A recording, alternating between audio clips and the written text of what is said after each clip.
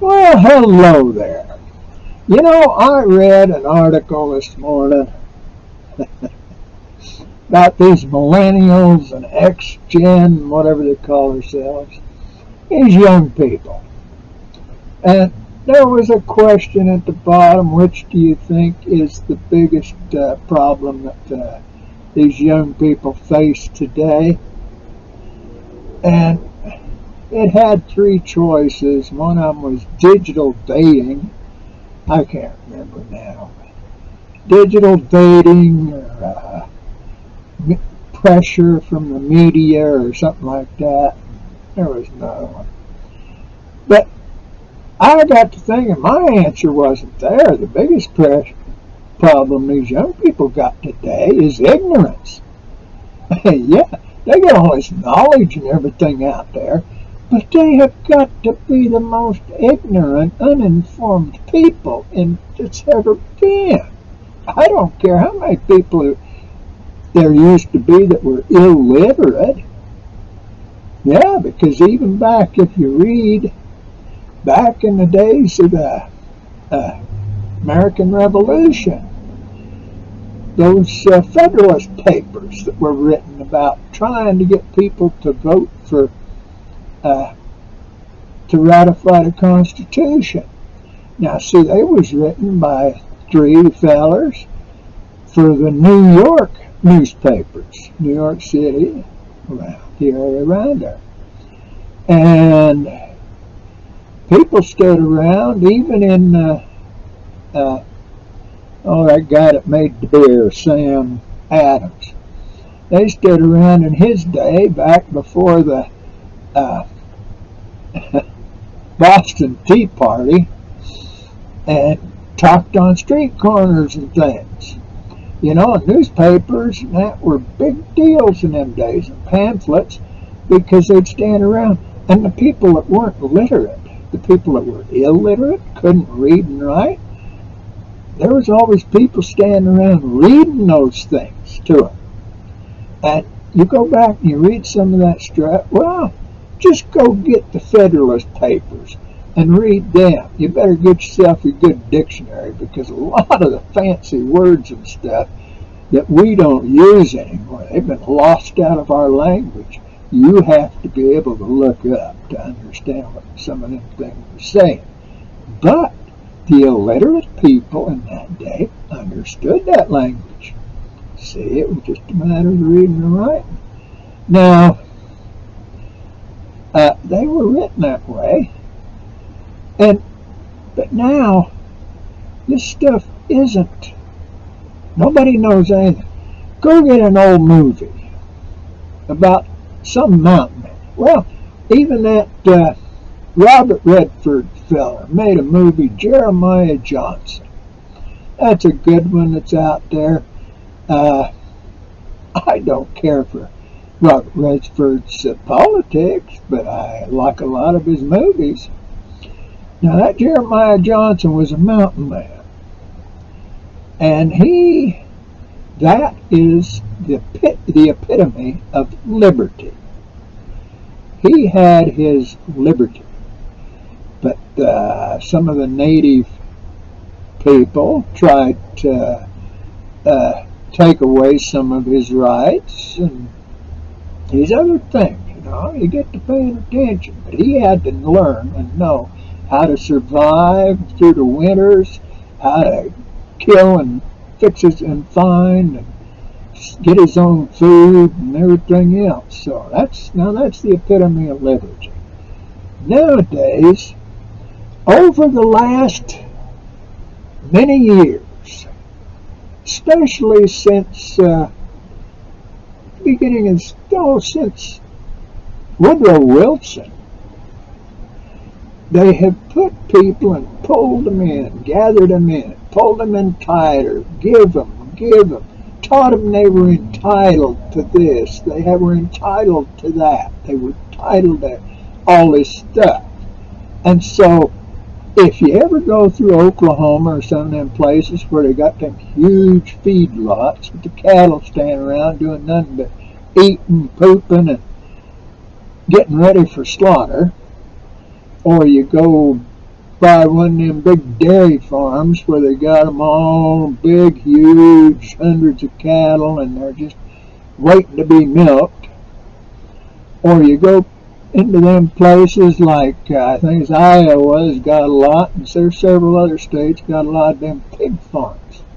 But they raise all them pigs for the slaughterhouse. Well, they have put these people, these millennials and Gen Xers or whatever they call themselves, they have put all them and pushed and pushed and pushed until they're basically in those kind of feedlots. They need to look around. Now, people talk about constitutional rights. All the constitutional rights, if you read that document and you read that beginning where we the people set apart this, now all the rights and restrictions in there are on the federal government, with the exception of a few that are mentioned for the state governments. There are some rights and restrictions listed in there for state governments, but all the rest of the rights and restrictions in there are on the federal government, not the people, because we the people gave them that portion of our rights for the Congress and the executive to be able to manage our affairs honestly and with honor. Now, that idea about liberty extends outside all the borders of the United States. See, we've got soldiers over here. We've got them planted in all these other places. They're